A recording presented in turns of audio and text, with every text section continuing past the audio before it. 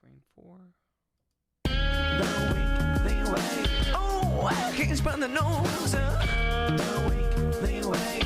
Oh, can you tell me home? The weekly way. Did you see it? The weekly way. I'm glad you stopped by. Take him to him, baby. Hey. Take him up again.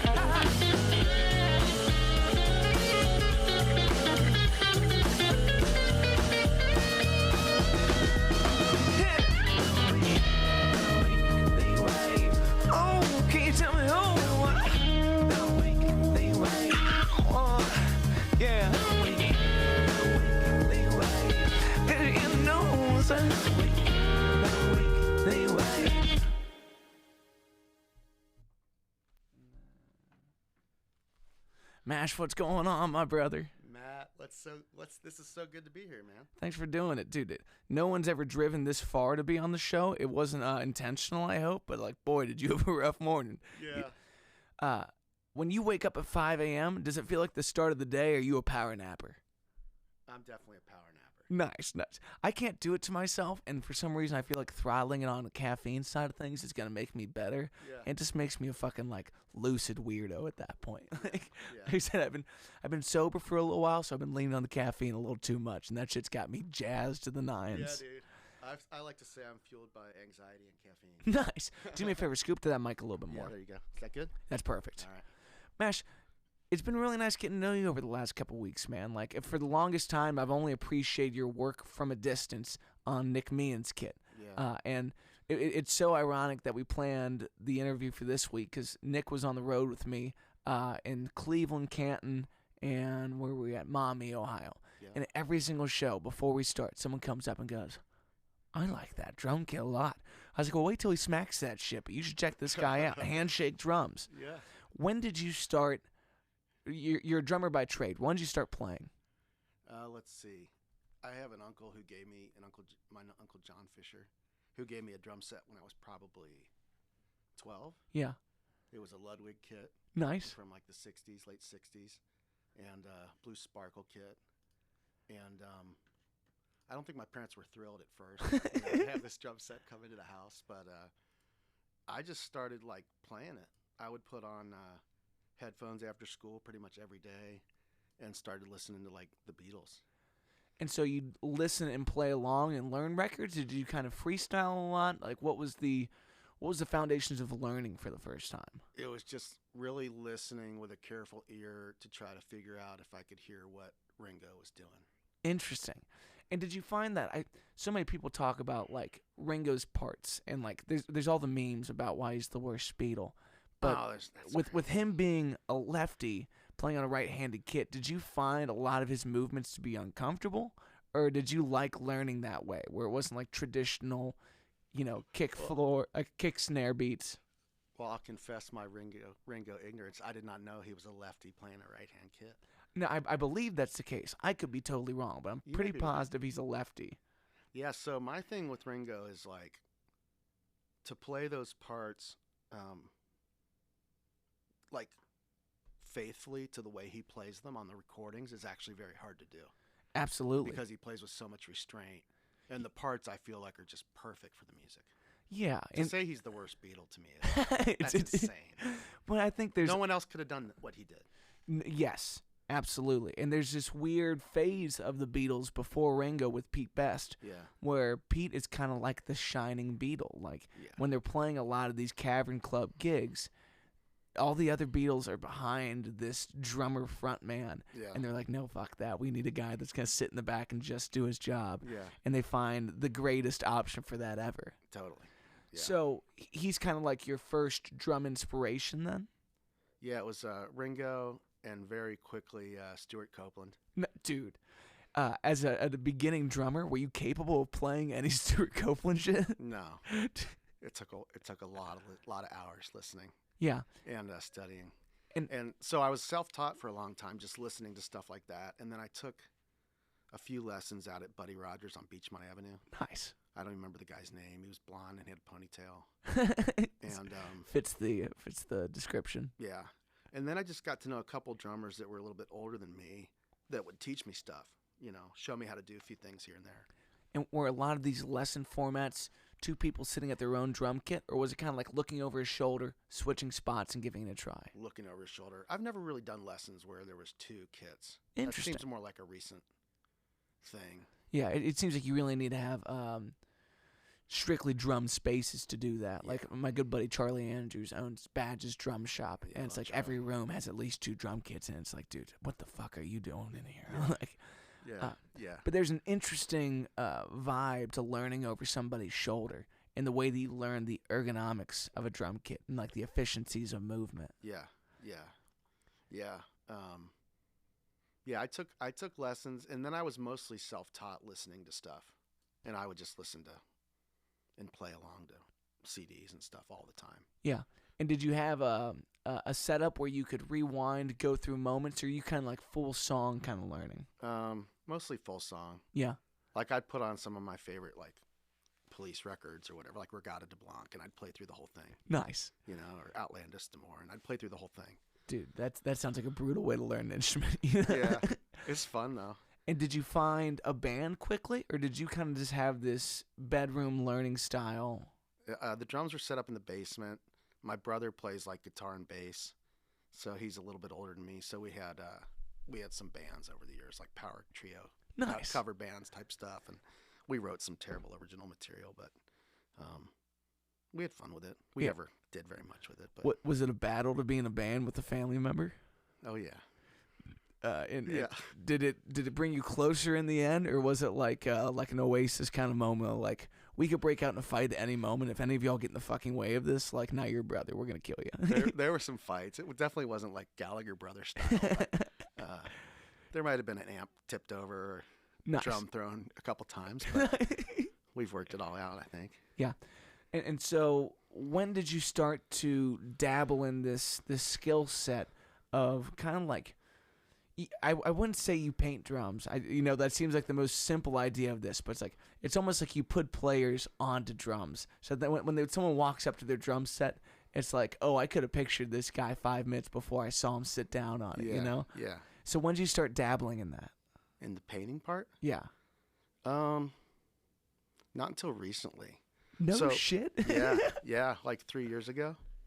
But one of the first things I did to that Ludwig kit that I hate myself for doing was I stripped the sparkle wrap off of it and basically ruined the kit. Yeah.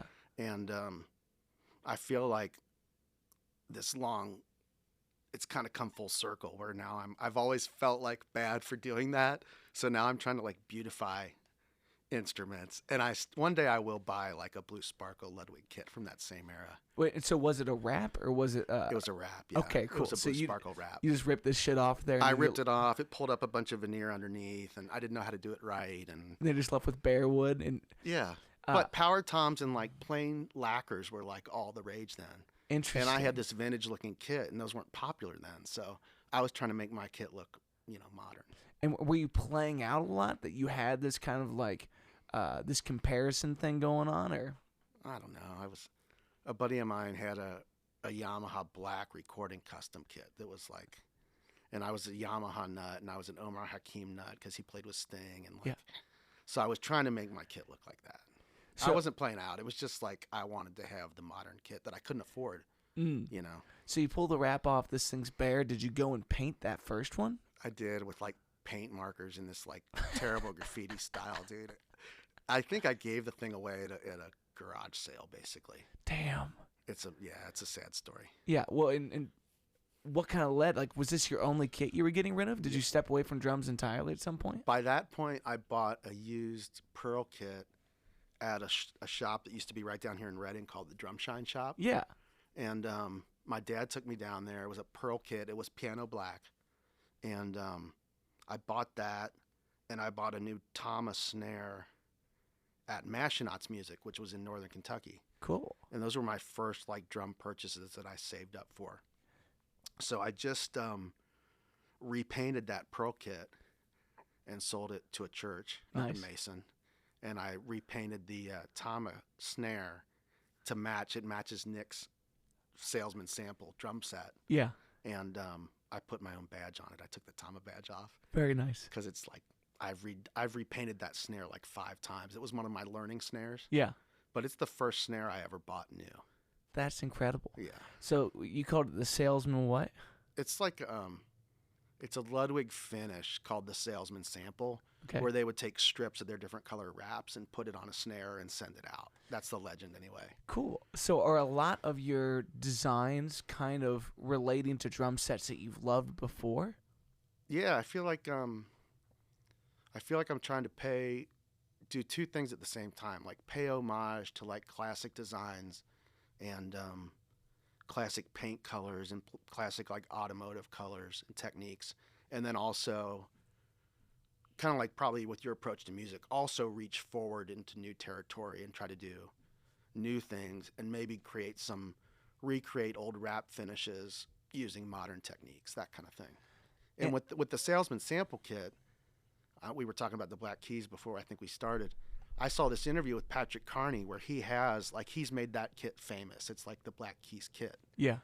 And he was doing like a rig rundown, and he talked about the fact that he was trying to buy one, and to get those, like a vintage kit's really expensive.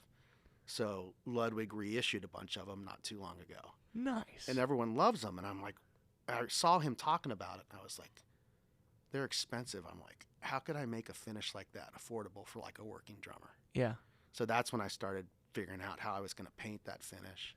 And it took me a while to get it down, but I got it down. And I've painted probably 4 kits like that. And when you say you're painting it like that, these are strips of wraps that they're using on the originals. So you're not really approaching it in that kind of a way. You're doing the whole wrap as a multicolored piece, then layering it on? It's not a wrap at all. It's like...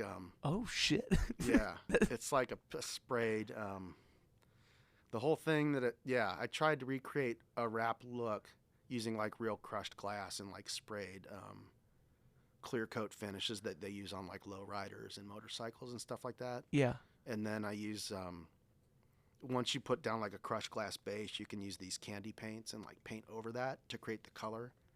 So you're actually you're creating like a wrap look but with a real crushed glass, and it doesn't affect the some people say when you wrap a drum, it can choke the drum sound. Yeah. And that this does that a little bit less when you're actually painting a drum. So interesting. And where did you get the crushed glass idea from? Because it seems like such a working hazard. And like you're just talking about like trying to live your life with a bunch of crushed glass in your bag. Either it makes you seem like, one, you work in the pro wrestling industry, which is rad, you know, but I hope it's fake at that point. Yeah.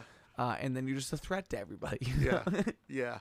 So what happened was, do you want the whole origin story? Yeah.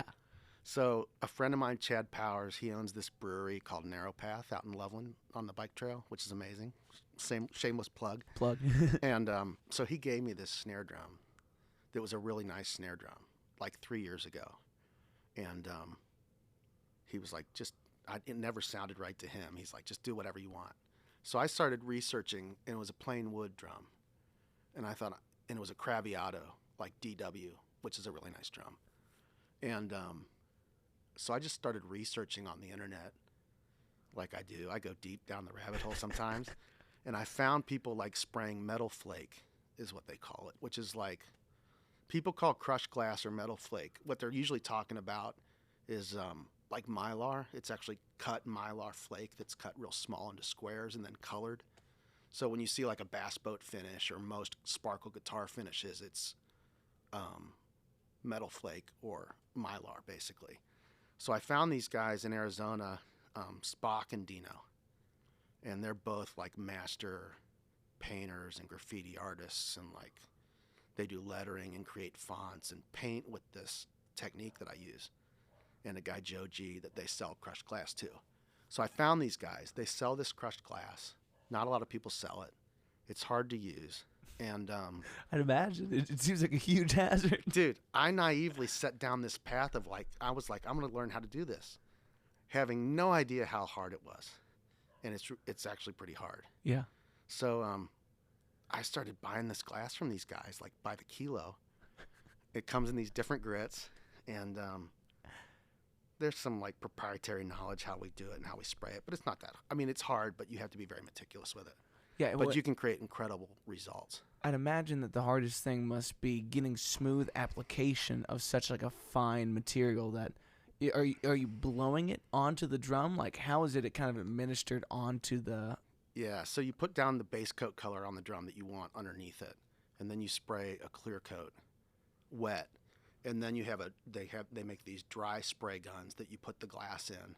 You hook it up to an air compressor, and you dry spray this crushed glass into the wet clear coat that you just put down. Would that be your apocalypse weapon of choice? It would be a good torture device, if you want to, like, I don't know, you could do some interesting things with it, but yeah, it's like sandblasting basically, but you're spraying this crushed glass into this clear coat, and then you build up the clear coat over it and basically bury the crushed glass. Then you sand that flat, and then you put like candy paint or whatever you want to do over that. How much of a hazard is it to go through and sand a clear coat that has this kind of like interwoven into it? Like, have you been very safe with this whole process? Yeah, I mean, I wear PPE, personal protective equiment, glasses, and getting medical on me, respirator. Make me think of my wife coming back from the hospital. Like, this PPE sucks. Yeah. No, we take all. It's very because you want to protect your lungs and your health and everything. I want to do this for a long time, so yeah.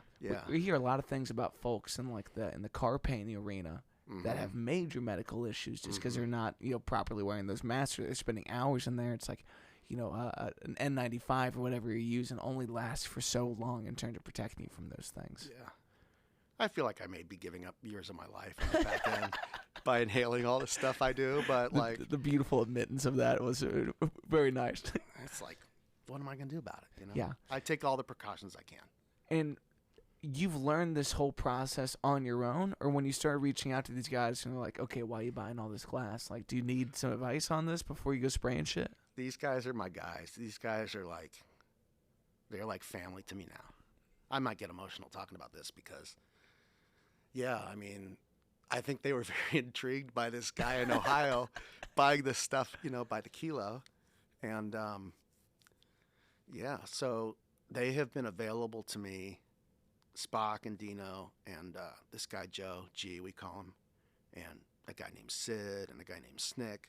Basically, there's a whole family of people around this company Spock and Dino run. It's called Freak Flake, and they sell this crushed glass. It's called Dino's Broken Windows. Yeah. And do they make them out of windows? Or is it just they've like never an told me where it comes from. It's like, and I don't really want to know, but it's amazing. How beautifully suspicious.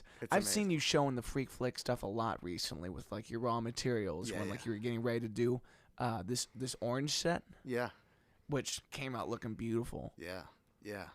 Those are my guys. Like Joe in particular, he probably uses the crushed glass the way that I use it the most. And he's been on speed dial for me over the last year. Yeah. So then, and I'd never met these guys. And then I went to LA and Phoenix. Joe and Sid and some other folks live in LA, and then Spock and Dino are in Phoenix. So I went and saw them in January in person for the first time and hung out for a couple days, and they're just real men. You know what I mean? They're they're creatives. They never shoot down an idea. They're always there to help. Yeah. And like I said earlier, they're like family at this point, really. That's a beautiful thing, man. And whenever you're in an artistic pursuit that renders raw materials, it's different on what I end up doing, which is I'm trying to make finished songs. Yeah. And seeing how someone might use that song is a love language to me. Yeah. Whether that ends up in cinema of some sort or someone just makes an Instagram reel with it. Yeah. Versus what these guys are doing in providing this material, it's everyone has a set application that they can imagine. So for someone to come out of left field, this rando in Ohio that's buying it by the kilo, right, and he starts sending these pictures of the drum sets, they're ending up in really high publicity places too. It's what an amazing experience, and just the kind of surprise that only a good life can render. Yeah. It's been an amazing ride. It all started with that guy Chad, my friend, giving me the snare. Yeah. Went down this rabbit hole, found this crushed glass, spent a year and a half spraying in my garage. I'd throw the door open, and some of the stuff we use isn't the most friendly stuff. So that eventually caused a problem where I was living, and I do have a shop now. But it was all just DIY. Yeah. And just YouTube and researching and reading everything I can. And What a great testament too to so many people are looking for the systematic approach to learning what they need to know to go into certain industries. Yeah. It's like there's literally no path set out for this. Like, right. It has to be YouTube University. It has to be the deepest rabbit holes and forums and things like that with no pictures, and you're just guessing and checking and guessing and checking. Yeah. So at the end of that year and a half with that first drum, did you feel a level of like completion with it? Or was it like, I need to put this project aside and move on to the next thing? I need to say that's done for my own sanity and do another. You talking about that particular single drum? Yeah, that first snare that you did. Yeah, the first snare I actually did in purple metal flake, not crushed glass. Cool. So I finished it and got it looking good enough, and then I gave it. It's actually at a church over in Loveland now. Now I've actually asked if I can buy it back because it has significance to me now, but it's out there in the universe. So, but yeah, I did pretty quickly. By then, I had discovered the crushed glass, and I started painting that Thomas snare that I mentioned earlier. Mm-hmm. It's like 14 by 9. It's a great snare, and I painted it like literally. I've resanded that thing back down like 5 times, 6 times, because I was never happy with it, and I was learning, and I did a couple of designs that I didn't like, and now it is in that Ludwig Salesman sample finish, and I think I'm going to leave it that way. Yeah. But would you call that like your flagship, product? Like that's one of these probably. really particular things that you've just learned how to do great. And again, when a full drum set's done in it, the way the people like, if your band's doing the visual thing well, yeah, people are going to like you before they hear you. They walk up, they see that this guy's playing a flying V, which is never something I expected myself to want to do, but people love the fucking flying V. Oh, yeah, man. dude. I'm like, I'm not Lenny Kravitz, but if you're into it, I'm all about it. Yeah. But when they walk up and they see a drum set like that, like they're excited to imagine what it's going to do. Right. And you put the right set of mad hands with Nick on there, and it's like people are just floored by what this thing is. Yeah. So as you've kind of developed like your style and commission calls come in to do certain things, have you had to vary up what your thumbprint looks like on these? Or do you feel like you found yourself through these random calls to do one thing exactly how this guy wants, one thing exactly how this guy wants? It's been a combination of different things. I've been fortunate to have a lot of repeat customers that have been kind of like with me from the beginning. Yeah. And a couple of them have just said like, do whatever you want. They'll send me a drum and just say, do whatever, which is fun, but it's its own challenge because then you have to come up with a creative idea from scratch. It's much easier to have someone that has a conceptual idea or like a direction they want to go for me, and they sort of outline like a target or some parameters or something like that I can sort of work around and try to manifest something. Yeah. I'm trying to think. So after that Thomas snare, a good friend of mine, Chris Flick, who's a drummer from Hamilton and is doing a lot of work in Nashville now with a guy named Drew Baldridge, who's a great musician. I had this DW set that's like it was like a 1995 like burgundy stained DW full drum set, and Chris wanted to buy it, but he wanted me to like refinish it in crushed glass. So I did that. That was like the first kit I worked on where it's like, this is like a $3,500 kit. And I'm like, tearing down to the studs basically, and it turned out amazing. And so that was like a milestone. Then I think Nick had me do that salesman sample kit. A guy, Mike in Columbus, had me do a salesman sample kit. And then in May, a guy, Mario Caleri, who's an LA drummer, he used to play in the Wallflowers, and he's in Ozo Motley now. Very nice. He's a great friend. He reached out, and we started talking about some ideas, and I'm working on a kit for him that his we haven't revealed yet, but his daughter actually came up with the design and some very specific colors and stuff. Cool. And so that's, there's on the one spectrum, like do whatever you want, and on the other spectrums, like this very specific design. And they all have their own challenges, like executing the design for Mario has been very challenging. Yeah. And it's like in the home stretch right now, and I've had the kit way too long.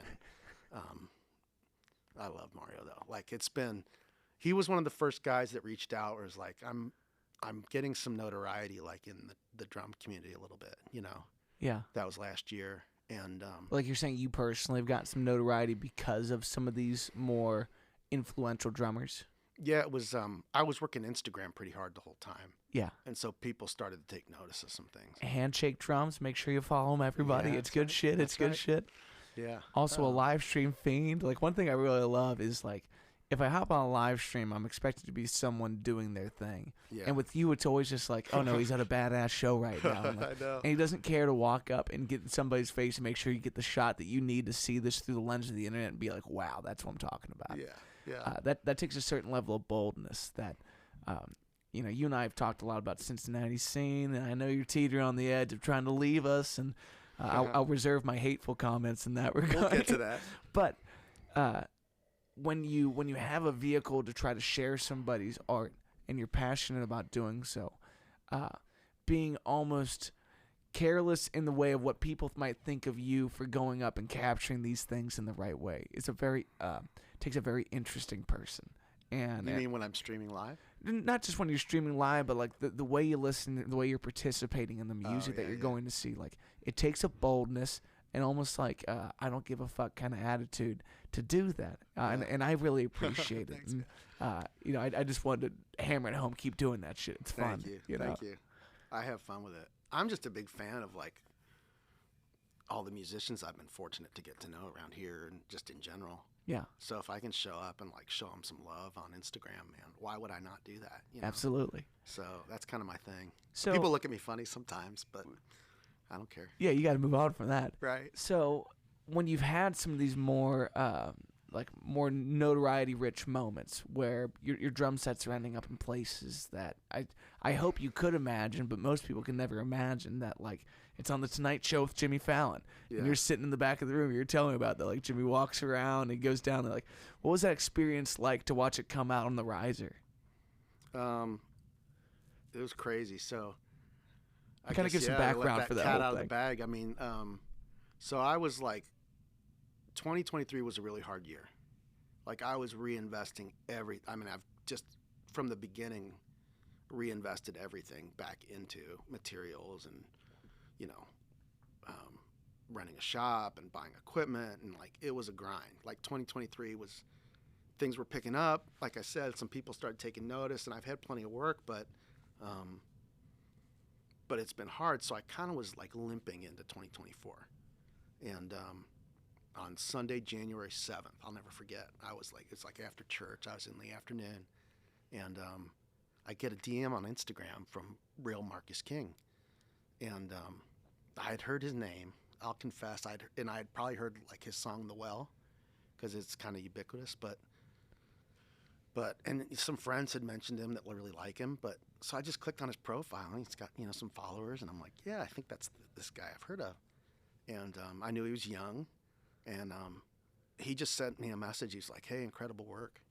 And I replied right away, and it's like, thank you, and I figured out who he was.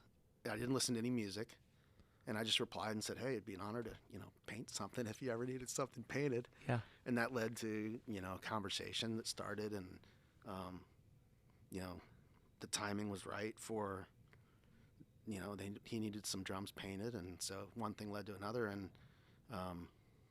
so I painted.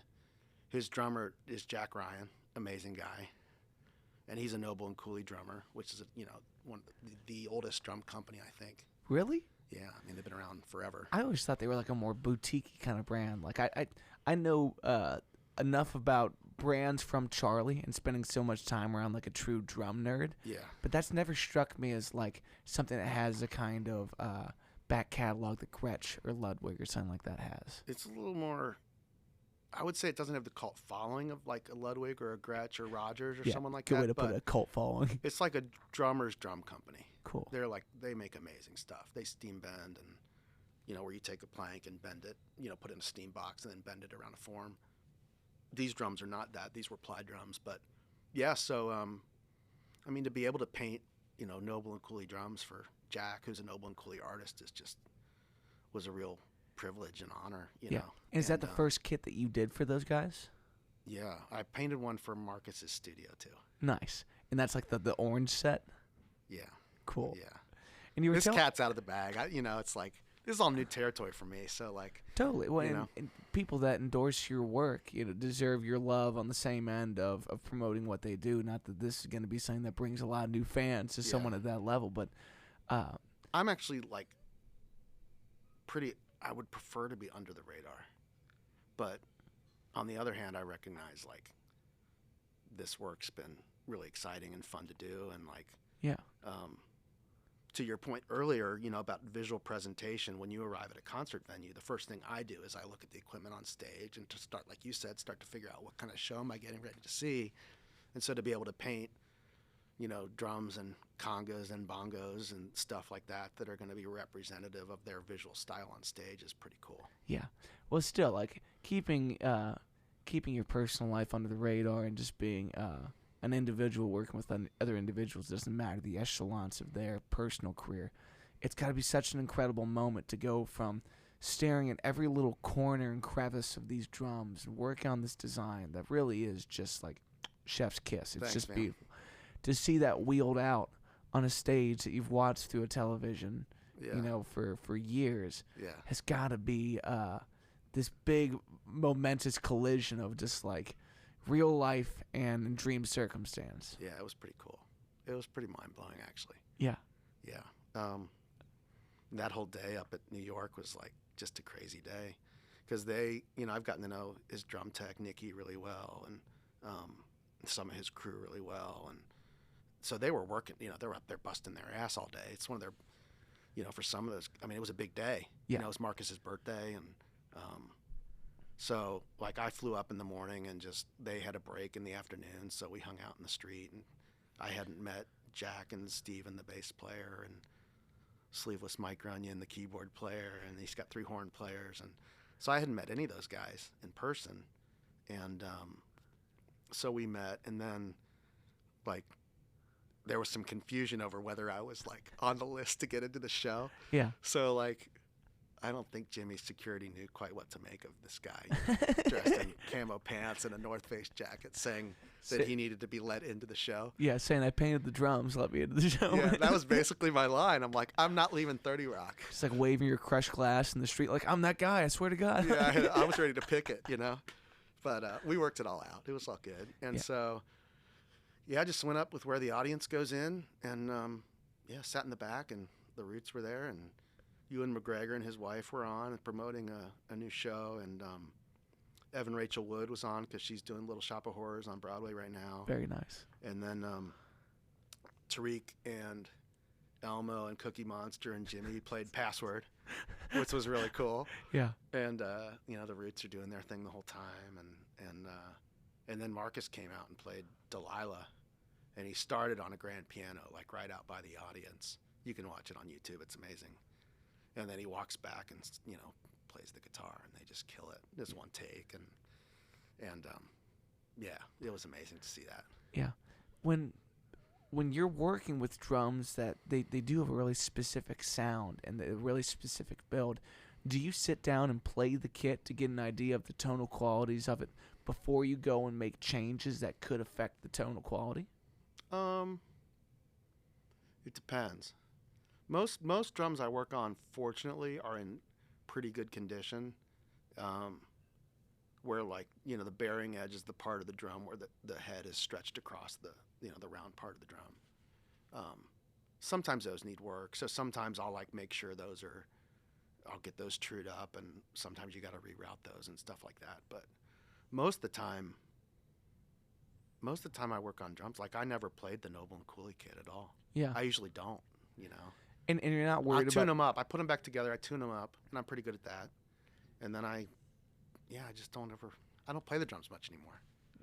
When do you feel like that change happened?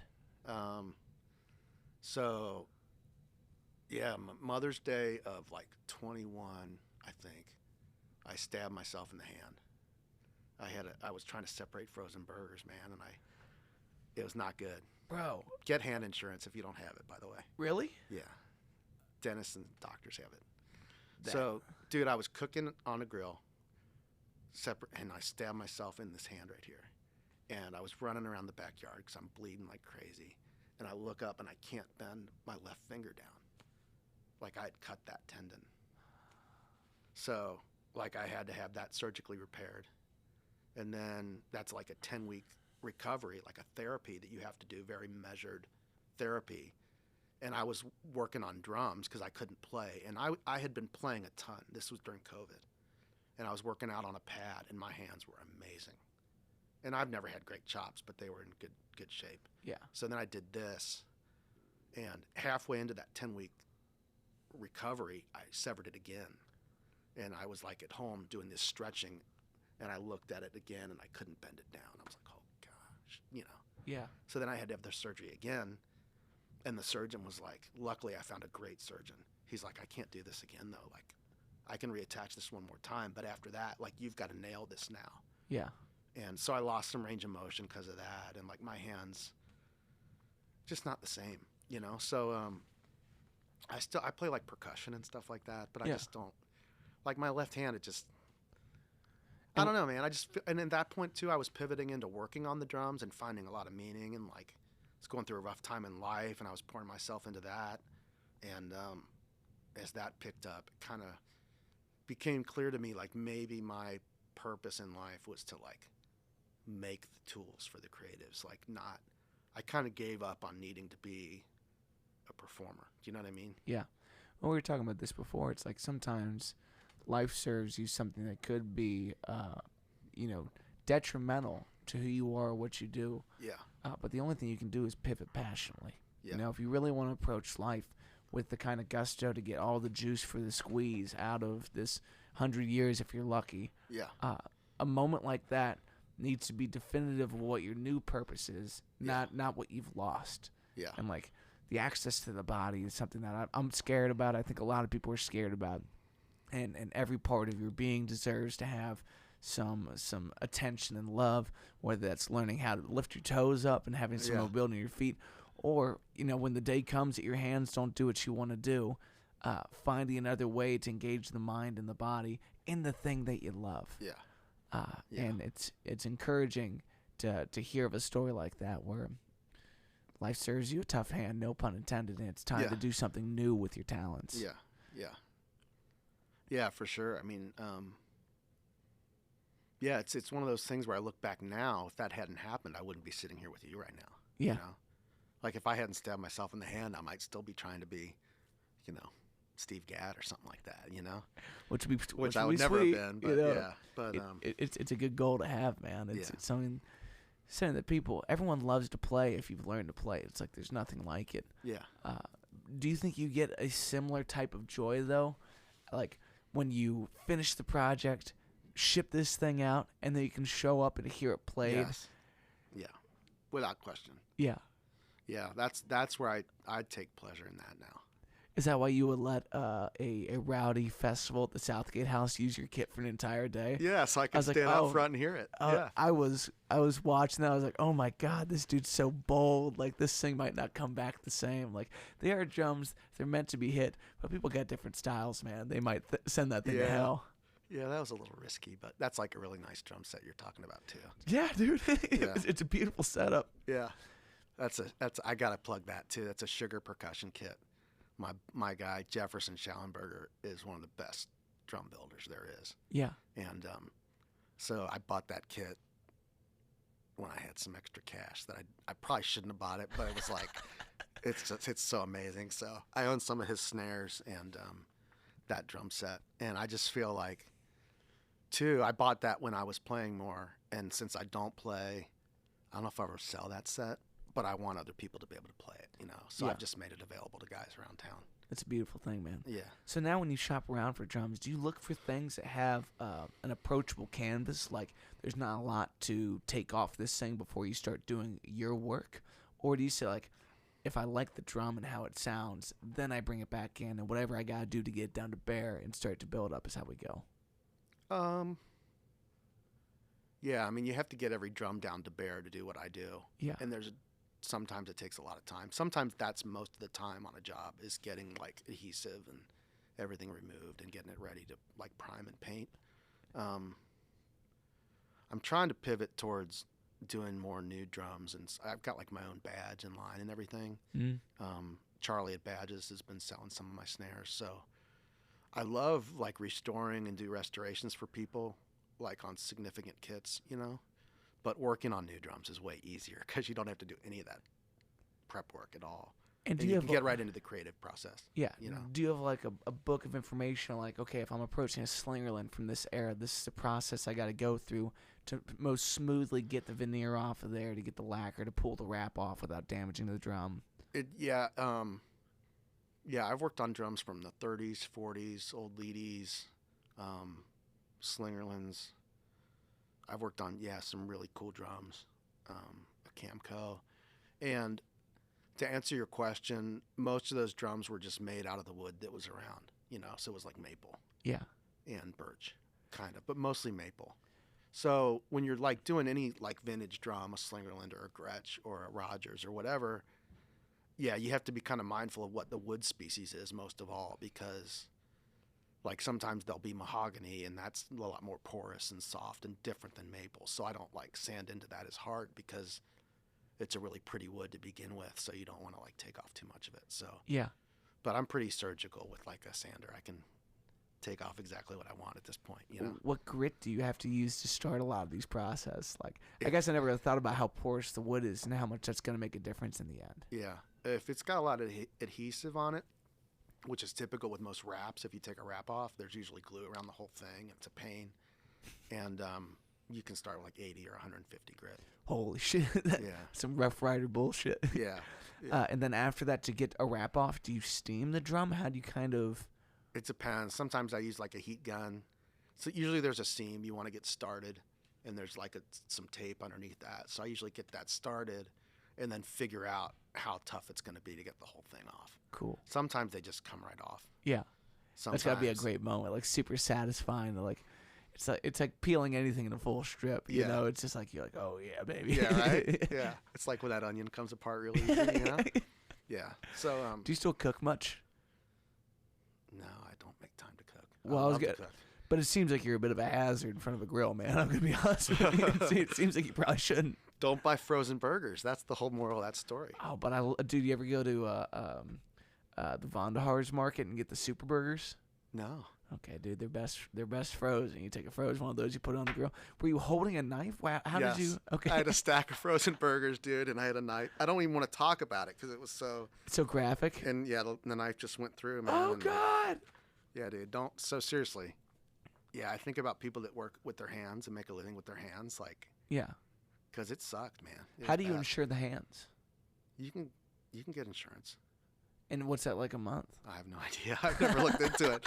I'm just telling anyone that I know that's a creative that relies on their hands to make a living, maybe you should look into it. The only like young drummers and stuff I've gotten to know. Yeah. I'm like, dude, if you want to do this for decades, make sure you like, God forbid something happens. You prepare for the worst though in business sometimes, you know? Yeah. Well, so many guys don't have insurance on their gear, but like the only person I've ever heard of insurance on their hands is Keith Richards. And like, oh, really? Oh, that makes sense. Like he's at the tail end of this. It's time to start protecting the investment. But yeah. I guess it does make sense just to have an additional layer of protection on. Like I said, I just bought a home, so I'm going through the logistics of like what really is covered by this insurance and like what am I scared of, you know? And it would suck to have to add another payment to the month, but like probably a good call. Yeah. But you probably shouldn't cook anymore, man. I mean, you're a hazard.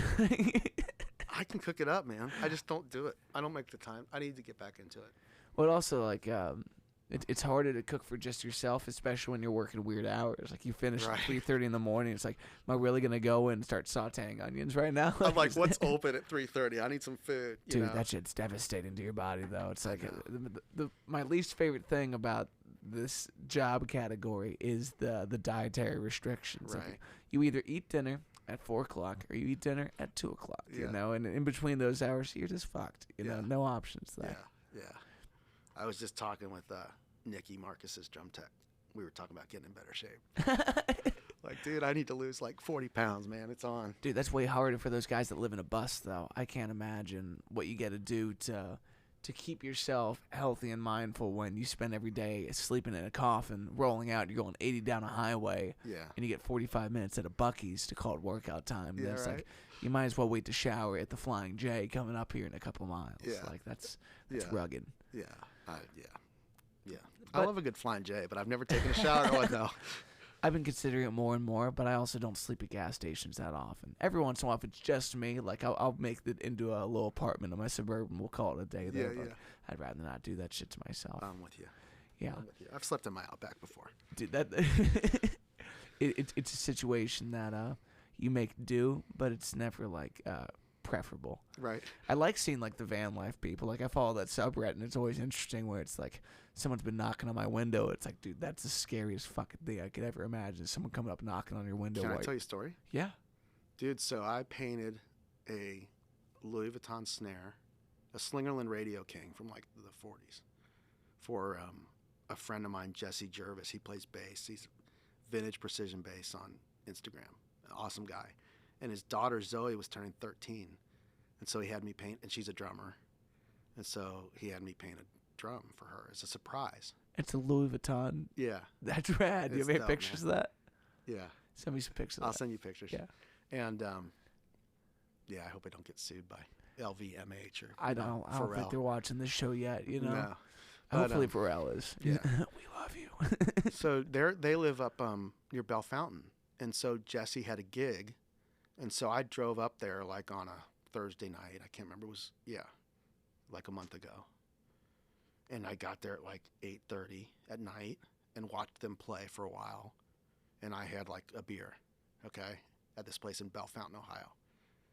And so I get in my car to drive home at like 11:30 and plug in my home in the GPS, and it's like 2.5 hours.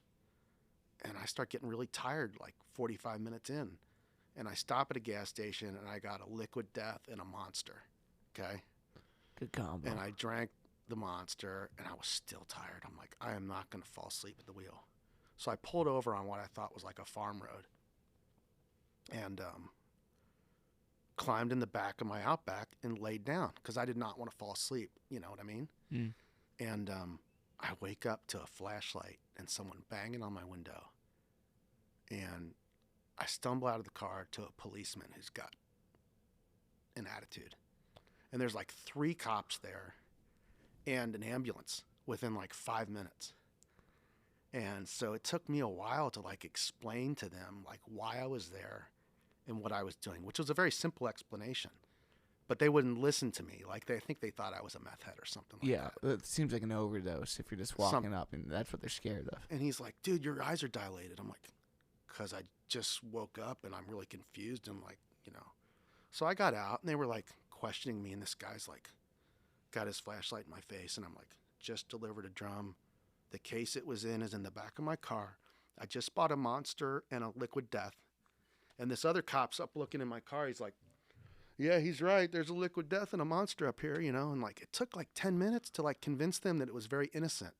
And I was like, have I broken any laws here? And the guy's like, well, you are parked on a road. You know, I was like half in this like dirt road and half out of it. It was just a crazy situation, bro.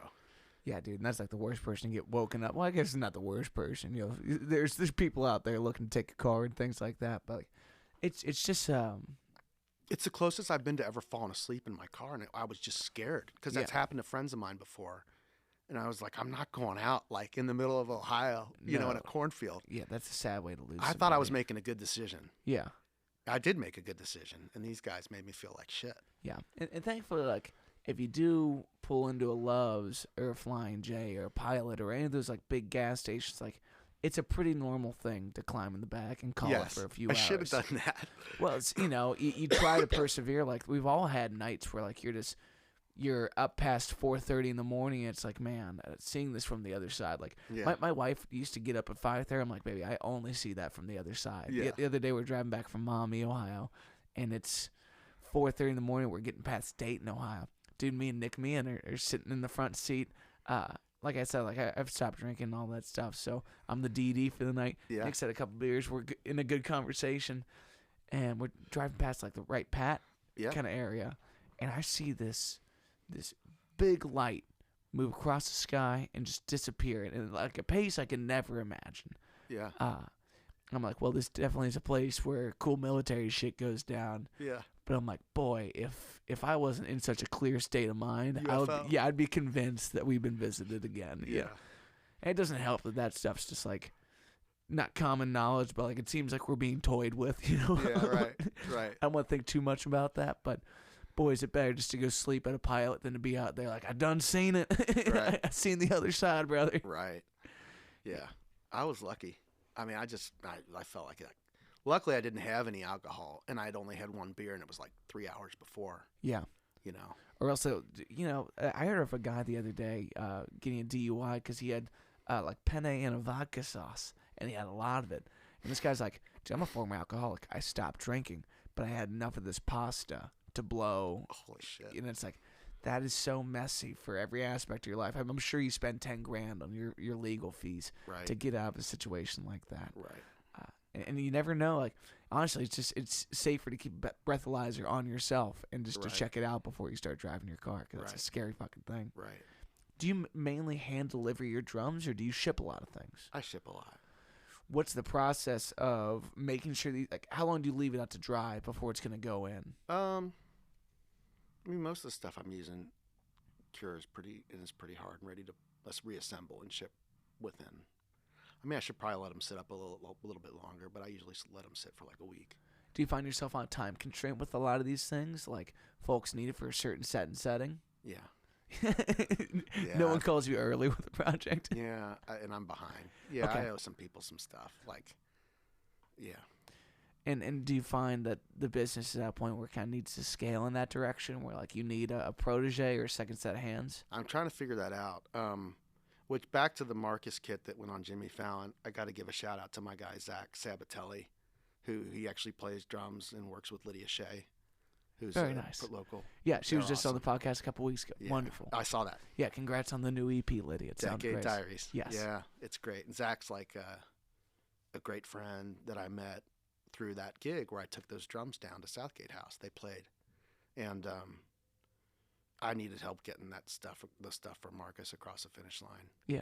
It turns out the Jimmy Fallon show was like the deadline for that all along, and I didn't know because they didn't tell me. Yeah. Which I'm glad. I told him I'm glad I didn't know that. Yeah. The pressure. Yeah. Did you know that was even going to happen leading up to this project? No, I think I heard about it, that it was a possibility. Cool. I'm glad they kept you in the dark. Me too. Terrifying, bro. So, long story short, on the design, like we were collaborating. Marcus and I had kind of an ongoing conversation about what colors we wanted to use, and we were doing these full dress diamonds. They go around the perimeter of the drums, and Zach came up with the final like color combo and design based on the conversation we were having about it. We were originally going to do like all orange to match the orange amps. Mm-hmm. And we ended up doing mostly this 1954 like Cadillac green. It's like a classic like Gretsch color. Yeah. Now, is the orange of the diamonds still that orange? It's got a stripe of that orange amps orange in it. Very nice. And like this white crushed glass behind that. Dude, I love the diamond aesthetic of it. So you just did the white crushed glass in that one little perimeter of it? Yeah, there's white crushed glass on wall to wall on the drums, okay. All the drums. And then there's like the green base coat goes over that. So the glass only comes through like in the diamond. It actually comes through some of the green paint too, but yeah, it's like very subtle. Yeah, the greens are really cool and like metallic, like a classic color. Yeah, I bet it's been interesting to find out what will let that glass kind of breathe and shimmer. Yeah. What color palettes and what just won't. Yeah, that's the thing that's cool about glass too. When we were talking about metal flake, which is basically mylar. I mean, think about that. That's like a sheet of plastic that was cut microscopically, and so it's flat. So it reflects light, but glass actually like is refractive. So the light is like kind of going through a prism. It's just a different look. It looks better, I think. Yeah, and did you ever use the Mylar, or was that just like people kind of lean towards this, so I'm going to go the other direction because you want something more specific? We use both. Like Freak Flake, Spock and Dino and those guys, they sell great metal flake too. We actually sometimes mix flake and glass. We're trying all kinds of different things. Like we're breaking the rules, and like we still use metal flake because it looks cool too. Yeah. What's interesting then that you have one like straight reflection and one refraction going on. So there's multiple points of shimmer underneath the right light. Yeah. It's been fun. Like and again, when I dove into it, I had no idea how hard what I was trying to teach myself how to do. I had no idea how hard it was. Yeah, I was naive about it, you know? But that's the beautiful thing about venturing into something that like you dreamt of something And in reality, you found out how painstaking that process is, but you got better at it. Yeah. And you continue to get better at it. And Yeah. eventually you can train someone else to do this so that this style and thumbprint that you've developed can live on past you and touch drummers and aesthetics and stages all over the place. Yeah. That was one of the reasons I wanted to have Zach when he helped me. We did every step of the process together. And part of me was like, I do want someone else to know how I do this in case something happens to me, you know? Totally. Like someone could come into this shop and like figure it out. And Zach could do that at this point. So that's awesome. Yeah, he's an amazing. He does pottery and his music thing, and so he carved out some time for me that was like huge at a critical point in the process. And so we're talking about other ideas, and you alluded to the fact that I may move out of town. I'm moving to Nashville pretty much for sure. Oh, fuck it, damn it. Yeah. And what's kind of set you on that decision? Not that I can sway you, but I will try. It's something I had been considering for probably a year. And I don't know, I initially got that inclination, but and then as the year went on, I just kept thinking about it more and more. 2023, even while I was thinking about giving up, I was like thinking about moving to Nashville. And what happened in January was a picture of a kit that I painted for Charlie at Badges kind of went viral a little bit in the drum community. That's how Jack Ryan, Marcus's drummer, I think, saw it, sent it to Marcus, and the timing was right for all that. And where was I going with that? Well, you're trying to explain why you're moving, and you're doing a bad job. So I went to Nashville to pick up some stuff, and I knew Drum Supply and Forks, and I didn't go into Nelson's, but I went into Drum Supply and Forks down there, which are two great drum stores, and they both like knew who I was and had seen the pictures. And I knew Andy at Drum Supply before, but that was kind of cool, you know? And they said there's not really anyone down here like painting drums, which I kind of knew that already. So I don't know. I've just felt like I've been deliberating about it for a year. I think people think I'm making a rash decision, but I'm not.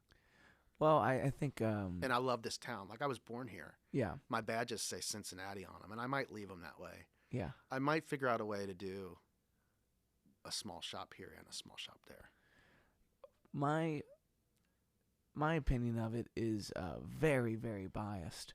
But I think, like, some people have gut feelings that they have to follow. Yeah. And if this is one of those things, it's not rash. It's inclined by something that is irrational, you know, and and it should be followed if it feels strong enough. Like, some people follow their desires, some people follow their needs, and it seems like you've been called to something different here. Like we kind of talked about before the show, finding out really what your niche is, right, and what you do so brilliantly has led you to a decision that may not be the easiest or the most confident, but it is the most necessary. So if you go, you go. Yeah. But come home. Back a lot. Yeah, exactly. I got 4 kids here. And okay, word. Yeah, like, yeah.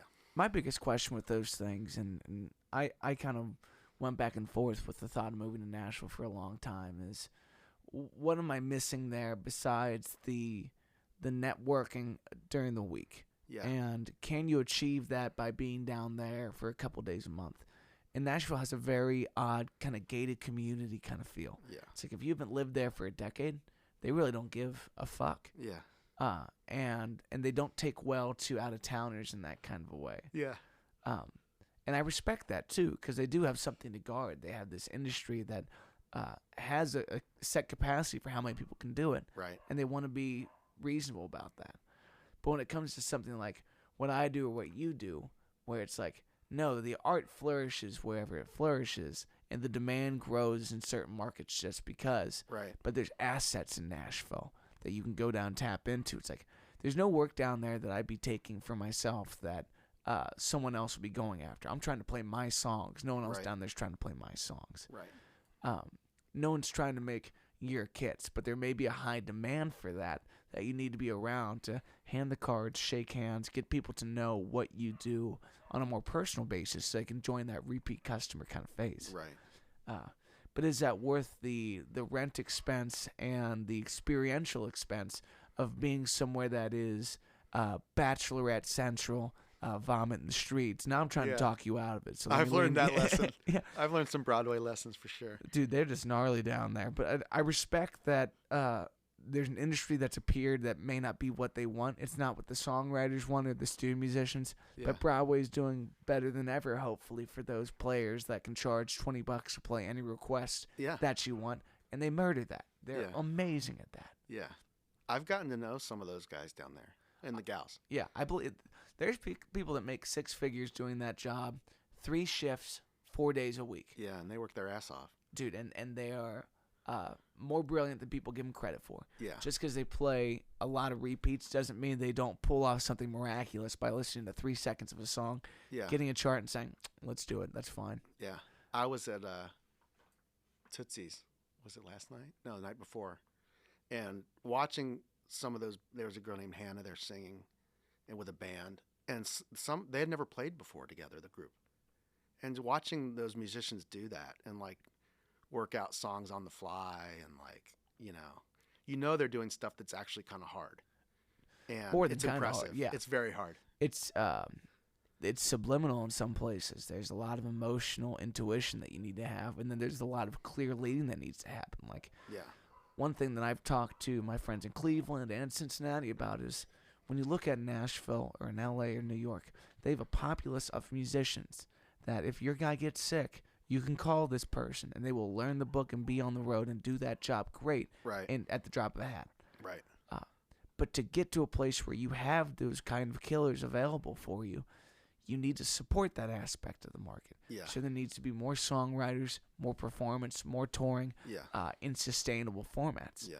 That's where we're kind of behind the curve. We're this odd little covers town with a great original music history that's kind of given up on the hope of having our own sound and identity. About Cincinnati now. Yeah, exactly. Yeah. Cincinnati needs this step forward so that the players that are available to us get utilized 5 days a week and make a living doing so. Right. Or else that population dries up and your tour gets canceled because this guy just put a steak knife through his hand trying to make a frozen burger. And who knows, that's how you've been losing drummers, but it might be the number one way. Yeah. Yeah. So there's steps that we need to make very intentionally as a scene if we want to be competitive with a market like that. Right. But I'm a big believer that we can and we will. And selfishly, I want to keep people with your kind of talents around here because it's part of the tourism of it. Yeah. Why would you come to Cincinnati? It's like because you got a drum set being worked on by the one guy in the country that does this really particular thing. Yeah. He does it brilliantly. Yeah. And when you stop in his shop and you're watching him do his thing, he says, "Oh, tonight I'm going to go down to the lounge and I'm going to see my man Eric Wurzelbacher do an awesome show March 28th at the lounge. That's and it's going to be a Handshake Drums event for is it for a particular? It's just like a coming out party. Okay, cool. I just wanted to do something where I invited all my friends, and all the people that have helped me like get here. So yeah, any musicians you want to shout out on the list? Oh yeah, there's a bunch. I mean, Eric Wurzelbacher. I asked him to put together a band, so he put together Chris Caporal on keys, who's amazing. Justin Dawson. Justin's not playing. Justin's got a gig. He's coming later. No! It's Devin Lee and Teddy Meckley. Devin Lay. Devin, sorry. Amazing drummer, dude. Sorry, Devin. No one pulls it out of a drum set the way that Devin does. And it's so intimidating to try. Like, I'm used to playing with the guys I'm used to playing with. Yeah. And at least in my original material, I know the direction things are going. And I try to call for things in a certain way. Yeah. But Devin's a guy that if you play anything where it's a learn the record kind of gig, it's like you do not deviate because he knows this shit to a T, and he's going to take you there regardless. He's like, you're going to hell if he's going to hell. It's he has an impressive methodology for how he approaches a song, and boy, does he pull it out of a drum set, man. I'm looking forward to it. I don't know him. Like, I know Eric. You'll love this dude. I'm he's incredible. Yeah, I said to Eric, I kind of said, hey, put together the band and surprise me. I mean, he just recorded a record of like rock covers, like No Quarter and Black Hole Sun and nice. A Red Hot Chili Peppers song with Noah Witherspoon. Yeah. Sorry, I get names wrong sometimes. It's fine, man. And he spells his name different. It looks like Witherspoon. Yeah. So Noah can't come Thursday night, but it's gonna be good, man. And then I think it could turn into like an open jam. So Justin Dawson is coming after a gig. Yeah. Josiah Wolf. my guy, great drummer. I'm playing till 11, but I'll see if I can make it by. You should come by. It'll be going till late. Okay, cool. It starts at 8? Yeah. Their cover? No. Okay, cool. Cash bar. Yeah, make sure you get some drinks. I hired the band, so. Yeah. Craig Brammer and his Carol Brammer, they run the lounge in Liberty Exhibition Hall down there. Nice. They're great friends, and so yeah, we just decided we wanted to do kind of a fun night. I love they do a Monday night lounge jazz night that Justin Dawson does curate. That shit slams. It's so good. Yeah, it's world class. So I just wanted to kind of emulate something like that. Yeah. And I love Eric, so I just said, and you're making such a beautiful investment in the scene, man. And then you're just gonna move on this. Now I'm being a pain in the ass, but yeah, I really hope that in making that kind of a jump, that the next tier of great work comes to you. Thanks, because bro. there is glass ceilings in all of these markets. It's like sometimes you run to the glass ceiling of what you can get paid for certain gigs, or the types of clients you want. And one thing that I learned in college that I feel like not a lot of us understand and utilize is you need to fire bad customers. There's venues in my life that I've played for a long time, and the gig's not getting better. And it's not their fault. It's not my fault. But it's time to cut ties. Time to move on. Yeah. Exactly. I just tried to work on some gigs in Florida, and in the venue that we played at decided that we weren't working out for them, and it's like, boy, does that emotionally hurt. But like, cool. It's a sign to move on. And the only thing you can do is be grateful for opportunities and be open to new ones coming your way. Yeah. That's kind of stuff. I'm not saying I'm emotionally more mature than you. That kind of rejection, actually, I don't mind anymore. Mm-hmm. Just because it's like a freeing thing. It's almost like it relieves the pressure. Like they weren't, for whatever, who cares the reason? Wasn't working for them, wasn't working for you. Like, we don't have to like have bad feelings towards each other about that. It's like, okay, we tried it, didn't work. Absolutely. Move on. I had a friend recently ask, like, do you make emotional decisions? And it's like, I definitely think I'm in that category that I do. Yeah. And it's harder to diffuse your emotions in your decision making, but giving it the space to be honest about what it is, to acknowledge that you were hurt by it, but then to say, but that's not part of the decision making process. Right. You know, to objectify what this thing is, and then start to put it on the shelf of what does and what doesn't matter. Right. Helps you feel more comfortable with that. The rejection part does hurt. That first little tinge is like, do they not like me? Or did I say something? But I used to obsess over stuff like that. I would like overanalyze like what happened. What did I say wrong? I would replay conversations in my head, trying to like, as if I could fix it after the fact, Yeah. And now I just try to let that stuff go. Sometimes I accidentally say the C word on the mic, and that's lost me some gigs. And I think that's probably something I should work on. What's the C word? Cunt. Oh, yeah. It's not everyone's favorite, but it's a fun word to say. I mean, I'm not trying to point at anybody. Yeah. But like, that's a vulgar one. Yeah, whether it's your language or whether it's your show or whether it's the type of show that they want, like not letting that little bit of a tinge of rejection play into what your next choice is. Right. Continually trying to find things that meet your niche more honestly. Of like, I always tell people, like, the hardest thing right now in music is the listener is in a different place than they were 50 years ago, and it's a different ask of what do you bring to the table, and what do you want them to do with what you brought to the table. Right. So trying to learn what you want from listeners and your value proposition is an important part of stepping up to the table. Yeah. Do you feel like you make a song, or do you make the art for the audience, or do you make it for yourself? I'm delighted if they like it, but unfortunately it's not my call what's going to come out of my head and out of my hands, you know, like, when songwriting's good for me, it's pretty involuntary, and it's just a byproduct of living life. Yeah.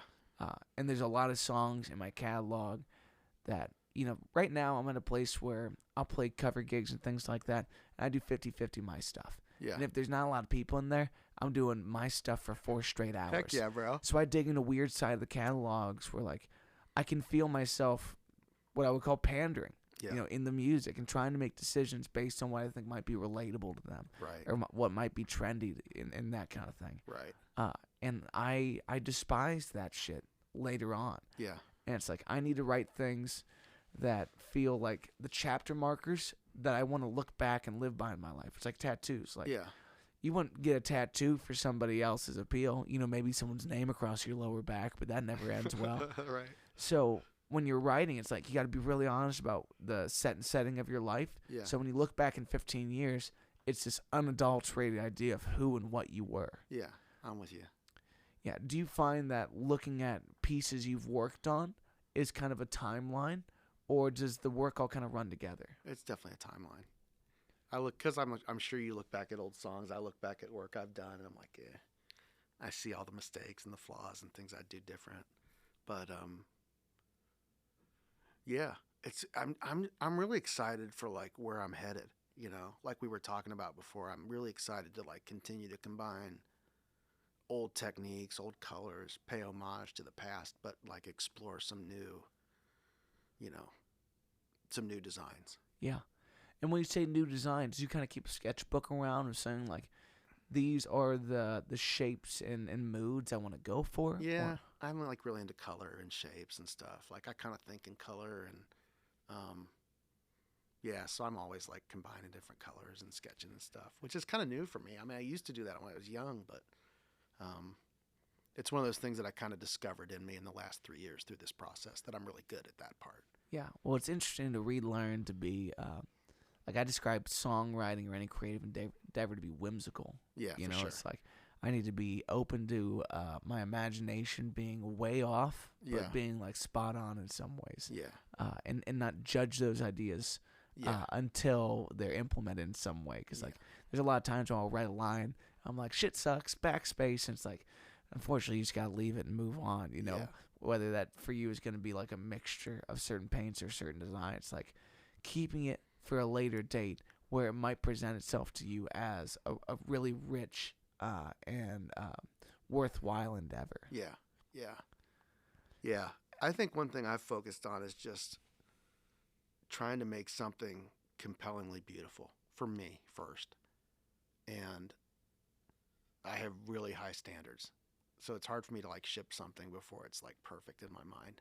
Yeah. But I just like back to what you were saying about if you write for your audience or not. I feel like I paint for myself first and foremost, and I have to be satisfied with it, and it has to feel right, and the feng shui and everything has to be right. It's fun that you said. And then if someone else likes it, it's like that's a bonus, you know. There's so many ways to busy up art and whatnot, like just in something simple, like down here, the way that I've decorated this space. Like I used to have the artwork that's on that wall all over the place. I'm like, this is killing the vibe. Like I want it to be one place that you look where it's like busy for the eye, and the rest to just be like a room for the music, you know, and to have that space and like within your design, you can see that you've left this space for how the eye wants to imagine things, not what is gonna fill, the visual setting. Right. How do you get things symmetrical on a fucking round drum? It's methodical. Do you measure out every little pinpoint before you start to design things onto there? You pretty much.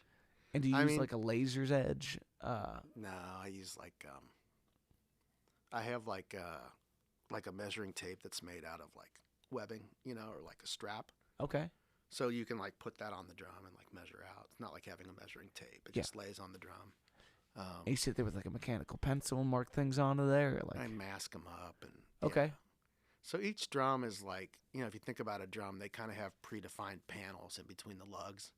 So I'm always thinking about like, how am I going to design something that like has a feature in each panel or has a pattern running, around the equator of the drum or whatever you want to call it. Yeah. That's like, that feels right. And do different plies of drums have different amounts of panels because of the amount of curvature? Yeah. Like bigger drums have more panels. Yeah, because you got more lugs. Like a tom will have like 6 lugs, so you got 6 panels. A rack tom, floor tom might have 8 lugs, so then you got 8 panels, and a bass drum will have 10. Interesting. Yeah. So you're kind of aiming between lugs or on the line of the lug, depending on what the design is. Yeah, it just depends. Yeah. That's wild. Yeah. And do you use a typical painter's tape for a lot of this, or you said masking tape? It's like all the supplies I use are made for like the custom painting, like lowrider and motorcycle, like chopper world and stuff like that. Cool. So you buy these really expensive tapes that are like they come in different rigidities. So if you're bending a real tight radius, you use a certain tape. If you're trying to make a real straight line, use a certain tape. Dude, I'd love to see you go to a car show with 5 kids to match certain colors and set it up right in front of like the classic Cadillac that has that green to it. Yeah. You know, or opening up the trunk of some kind of vehicle that's going to perfectly show off where this imagination came from. Yeah, that'd be cool, man. Dude. I want to paint cars someday. Really? Yeah. That's like a tough game. I'd imagine it's more competitive.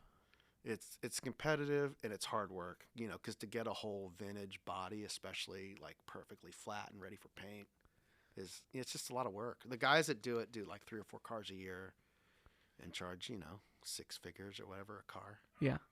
How many kits do you think you can do in a year by yourself? I don't know. If you're working yourself to an unhappy basis, like, I could do like a couple a week probably. A couple a week? That's humping it though. Yeah. Dude, that sounds ridiculous to me. Yeah. And how many would you like to do a year? If you were gonna really pace yourself, now. I'm trying to figure that out right now, because I'm getting into guitars a little bit.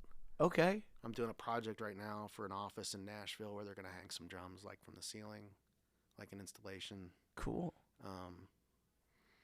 So, yeah, like I said, 2023 was a struggle. I just said I want to get into 2024. You know, I mean, I don't mean to elevate Marcus, but having him, you know, reach out and say your work is good just gave me an incredible, like, psychological lift at a time I needed it. Yeah. Not that, like, you know, Mario earlier in the year, like, I mean, everyone's important to me, and everyone, like, I feel like all the artists I've gotten to know and I work with are all, many of them, geniuses and just have varying degrees of exposure that they've achieved so far. You know. And everyone's on a... But to have someone who's really a creative genius come along and say, hey, what you're doing is really cool. Like even Nick Meehan, who's like monster on the drums. Yeah, dude, that loves the drums I made for him. Like that's an honor to me, you know? Like, and I also feel like the better the drums, the better your instrument looks and feels to you, the better you're going to play.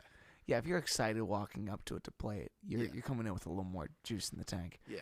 But I think there's an important differentiation to say, like, when your drums appear in places that you like to see them appear, you can continue to push that envelope. Like, those moments of affirmation are important to everybody's career. Yeah, for sure. And like, there's a lot of like expectations versus reality of what these things look like. You know, oftentimes the things we dream about aren't as romantic once you get there because you know the legwork it's taken to get there. Yeah. But it's still important to dream and to put those things down and say, this is what I'm shooting for. Right. I'm going to back engineer this. I'm going to make sure that there's stepping stones each part of the way because I want to quantify my dreams in a way that makes them achievable. Right. Right. And it seems like in a very real way you've tapped into what that is, whether that's this godforsaken move that you're going to make or, you know, finding the right artists that are going to let these things appear where they deserve to appear. Yeah. Everyone needs to hear those kind of success stories of finding your lane whenever in life that you do. How old did you say you are? 49. Dude, what an incredible thing to be as hungry and as motivated, as inspired as you are at 49, where it's like you got a lot of life left to live. Yeah. But most people would assume by 30 you're supposed to have a good idea of what you're doing. Yeah. And it's like, no, you just go a day at a time, and at one point things click for different reasons. Yeah. There was a person you were then, there's a person you are now, and they have distinctly different reasons to be here and be doing what they're doing. Yeah. Yeah. Not to get into it too much, but I went through, I mean, COVID and like I went through a few really rough years and got divorced and just a lot of personal challenges, and the drum Chad gave me came along kind of right at the same time. And I look back on that now and it's like that all happened for a reason. You know, I kind of pivoted out of a corporate career into this, which a lot of people thought was crazy. But I've kind of known. What were you doing? What was I doing before? Yeah. I actually erased my whole LinkedIn profile not too long ago because I kind of wanted to be like a mystery a little bit. Okay, if you want to keep it on the DL, that's no, fine. It's all good. I used to sell telecom equipment, and then I leased rail cars, like in the logistics world. Rail cars? Yeah, like freight rail cars. Dude, that sounds bizarre. Like a TQL kind of competitor or something like that? A little bit different. Okay. TQL is like in the trucking world. This is like working for like banks and companies that own freight rail cars, like by the thousands Holy that shit. lease them to big shippers and companies and stuff like that. Yeah. So were you sitting in a cubicle one day saying like, I'm officially done with this? I know I'm called to do something different. yeah. Those gonna be the scariest moments, man. And how many people are having that thought right now? Yeah. And they're not doing anything about it. I know. It was hard. It was hard, man. I thought I was. You question your own decision. You know, I make decisions with conviction, but I do sometimes wonder, you know, like, am I really doing the right thing right now? But on the other hand, I've felt like it's something I knew I had to do. Yeah. And I spent the better part of last year, like, in my booth. One of the best places for me to be is like sanding and painting, because I come up with great ideas and getting a good flow there. But I spent a lot of time wondering, like, am I ever going to find a way to like make a living doing this? And I am. Like, I'm. It's getting there, but it's been a slog. It's been hard. Yeah, and people people will look at you when you're doing well and say like, oh, he's an overnight success. Yeah. You know, and no one will ever know the hours that you spent toiling over this thing that you love. This was born from a lot of suffering, to be totally honest. And I had some low mental health moments that I've kind of I feel like I've gotten through. And that's why I have the degree of energy I have now, because I went from like not necessarily valuing my life and wondering where the hell I was going to being now imbued with this sense of like purpose and calling to do what I'm doing. And so I kind of feel like a bat out of hell, you know? Yeah.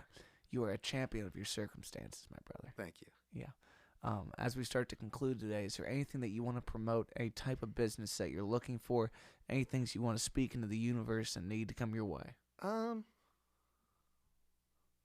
mean, yeah, if any young creatives out there watching this and I can help them, you know, reach out. I mean, one of my main things has been to be kind and to be accessible and available to creatives, whether it's a drummer, you know, earning $100 a gig at a bar, or a musician playing an arena tour, you know. Like, to me, it's all about helping creatives express themselves with their sound, with their visuals, you know, and helping them be unique. So that's maybe my parting thing, is like, if you're out there and you're watching this and I can help you, look me up. I think that's a beautiful thing. Handshake Drums wherever you go. Yeah.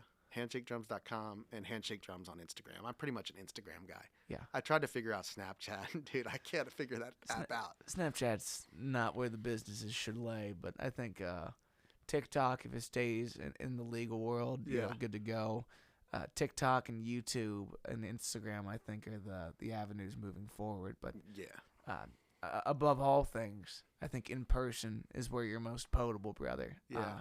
And I think more people want to see the process and what you are and who you are, because it's resonant, man. Thanks, you're, man. You're speaking a lot of good into people's hearts, and you're doing a lot of great shit. So likewise, you too, man. Like, you have a great spirit, and just I want to thank you for having me on and like being as kind to me as you've been since we've met and stuff. Like, absolutely, man. And I love your music, bro. Like, thanks, man. I mean, I just love to tell my talented friends like when I love what they're doing, and you've got some great shit out there, dude. So just keep it up. Thanks, brother. Well, whether you move or not, you're family, and you come home to us now. Yeah. All right, everybody. Mash Siemer, this is a Weekly Wave. Thanks for tuning in, players. Peace. What up?